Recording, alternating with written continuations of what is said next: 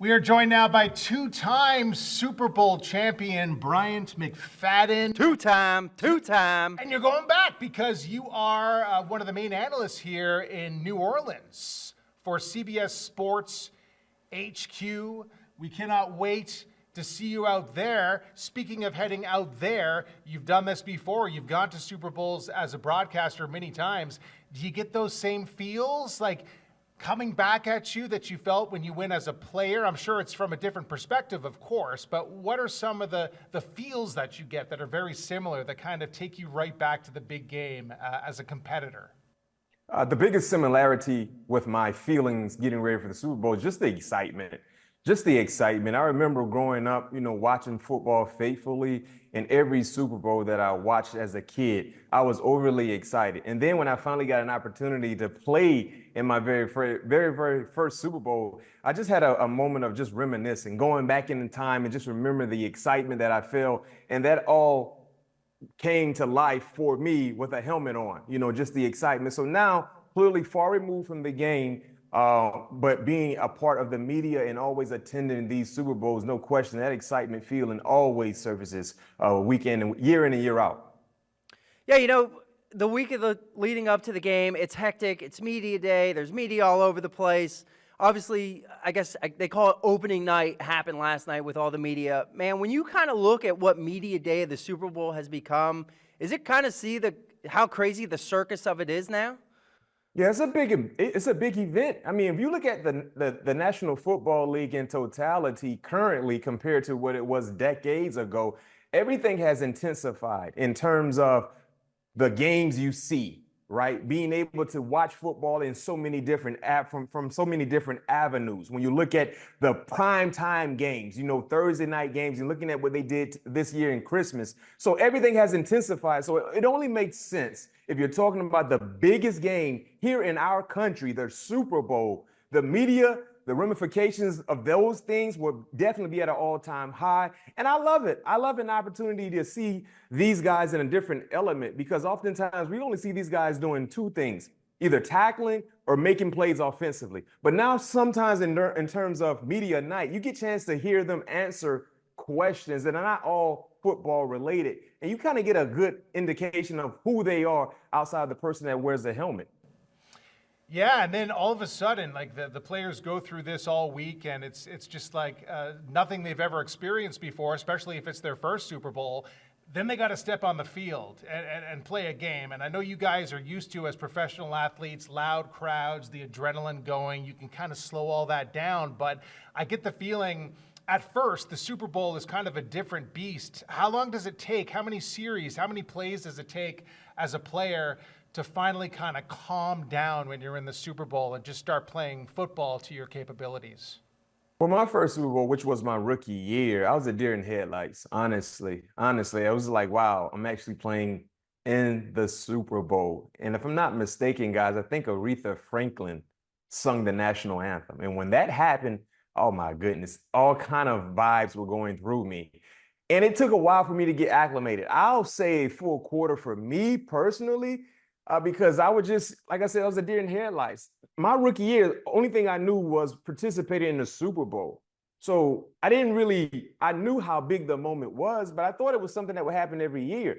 So my first year was just like, wow, I'm here and I'm looking at all the pictures that were being taken in the stadium, flashing lights everywhere. I'm looking at so many different media personnel from all across the globe. And I was kind of starstruck. And I was losing. I didn't have my win. My win wasn't together like it usually was. So it took me about a full quarter to kind of get back down to ground zero and just attack the game as a normal game. As you said, a lot of people, they don't get to see the players in the perspective that they do during Super Bowl week. So I just want to kind of ask you, what was maybe one of your favorite behind-the-scenes moments during Super Bowl week that not necessarily everybody gets to see? I'll go to my second Super Bowl, which was in Tampa. So my first was in Detroit, and anything about our climate, it's cold in Detroit. So a lot of things were done inside. But at Tampa, when we had our media day, it was done in the stadium, And I remember winning the Entertainment Tonight Dance-Off Trophy. Oh, all right. Contest. It was a contest, and they had some of their professional dancers there. And players, we had to dance and kind of come up with a dance routine at the blink of an eye instantly. So me and my partner, we came up with a dance routine, and I nailed it. And they gave me a nice Entertainment Tonight trophy that I still have to this day. It's like a glittery ball that moves around, and it says Dancing Champion Entertainment Tonight, and it had Super Bowl 43 on it. Man, we're going to have to, man, you got to put that trophy up next to the Lombardis, dude. What are we doing? So I might have to, yeah. What are those, Super Bowl trophies or something? You know, get the Entertainment Tonight one up. Absolutely, absolutely. Might have to. Speaking of the actual Super Bowl, the current Super Bowl that we're about to witness, there are so many. I mean, there's the obvious plot lines of, you know, Patrick Mahomes going for another, you know, the three-peat. Of course, the non-football fans are excited to see Taylor Swift and all that stuff. But are there any plot lines that maybe are under the radar here that you're really looking forward to see play out between the Chiefs and the Philadelphia Eagles? I mean, a big plot line for me, if Philly wins the Super Bowl and if Saquon is an MVP, a plot line I think that should be talked about is the potential for him to be a first ballot Hall of Fame at the running back position. I think that's a unique plot line. You know, you look at Kansas City, the biggest plot line for them is, you know, flirting with greatness, flirting with something that we've never seen done before, which is three-peat, right? But when you look at the Eagles, look at how they got to this point. It was because of the running back, right? Their offense runs through Saquon Barkley. And when you look at how difficult it is for running backs, not only to go into Canton, but be first ballot Hall of Famers. The last two first ballot Hall of Famers at the running back position was LaDainian Tomlinson and Marshall Faulk, two iconic individuals. But neither of those guys, and of course LaDainian didn't win a Super Bowl, but when you look at Marshall Faulk's Super Bowl run, the playoff run that Saquon is in the midst of right now is a few steps above what Marshall Faulk did during his playoff runs. So if Saquon is able to lead his team to a victory, most importantly, and he is the Super Bowl MVP, I think he now you have to have that discussion about Saquon based on what he's done and anticipating seeing a little more. Of course, we're not anticipating seeing record-breaking seasons that we're watching right now, but more than serviceable seasons along with having a record-breaking year and a Super Bowl and an MVP, and you beat the Goliath of the NFL, along with Pat Mahomes and Andy Reid. I think that's a plot line that would be a big conversational piece moving forward. Oh, if you weren't excited for this Super Bowl, that right there has got to get you excited. What he just gotta get fired up, dude. Yeah, I mean, gotta get fired up. You're saying Saquon. What do you guys think? If they win, Saquon is the MVP, would he be considered, you know, potentially if he plays another 5-6 years, good football, would he be a first ballot? Oh, absolutely. Yeah. Absolutely. And especially like, you know, the 2,000-yard season. I think obviously if he would have played that last week, I think he would have got it pretty easily, and obviously would have been sweet for him against the Giants. But yeah, if Super Bowl MVP to the resume that he already has built to his career, yeah, absolutely. And I would say just going into this thing, he is the most important offensive player on that field in the Super Bowl, and that's saying a lot with, you know, Patrick Mahomes out there and everybody like that. Well, I mean, he is the most important offensive player out there. Well, that's what I kind of wanted to bring up, Bryant, was obviously you were part of the legendary, arguably one of the legendary defenses, 2008 Steelers.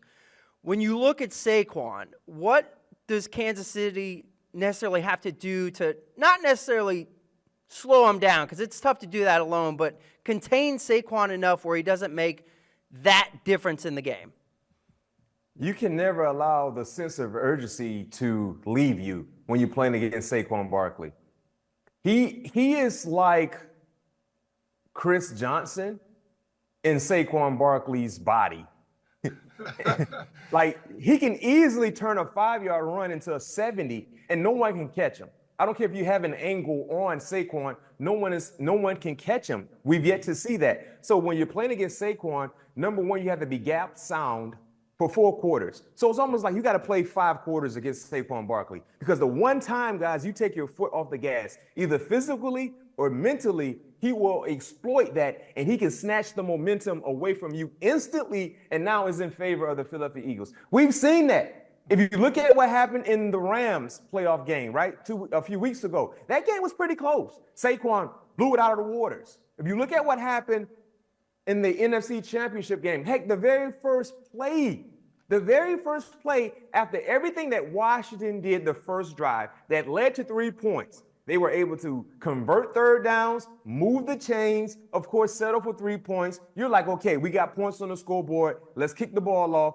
Defense, let's get a stop. But no, that was short-lived because of his explosive ability. So if I'm Kansas City, I'm emphasizing we got to play 5 quarters, because that's what it feels like when you're playing against Saquon Barkley. You cannot take your foot off the gas, because if you do, he can take the game over. And that's why I compare in terms of the big play ability. He can literally take over a game by himself. He's done that. Both times when he played against the Los Angeles Rams, he solely took the game over by himself because of splash running plays. Yeah, we're here with a 2-time Super Bowl champion Bryant McFadden from CBS Sports HQ. I hope that doesn't mess things up. Sorry about that little move I made there with the mouse. You know, the Eagles are hoping that he takes the game over early and often, because we've all seen what Patrick Mahomes can do. If you're within 7 points coming down the stretch, he seems to always be able to find a way. Give him the ball, he'll get it done. Another question from the defensive standpoint: when you have someone who's such a visionary and a playmaker like Patrick Mahomes, specifically maybe even from a cornerback's perspective, how do you read him? I know you look at the eyes, you try to anticipate. Is he just the toughest guy to figure out down the stretch in the fourth quarter of a playoff game? Very much so, because of his winning ability, the mindset that he has. He's never out of a ball game. And the thing that makes Pat Mahomes and the Chiefs such a dynamic team is that they make the routine plays happen routinely, right? How many times do you guys? That's a Mike Tomlinism right there. Yes. Match those deals when it's he hears super them. true. It's true. For good teams make routine plays happen routinely. When you play against Kansas City, you have to do the same thing, but oftentimes you're going to have to make one of those big plays become a thing. And that's what we saw with Buffalo, right? If you look at some of the things, the ebbs and flows of that ball game, Buffalo was still in it. And even with everything that happened towards that last offensive drive, they were still in it. But the routine plays were not made routinely, right? The fourth down for Buffalo, that's a routine play. And I understand it was a controversial call, but we couldn't see the football. You guys know how it is. If you can't see the football, the play that they called on the football field will stand in terms of review.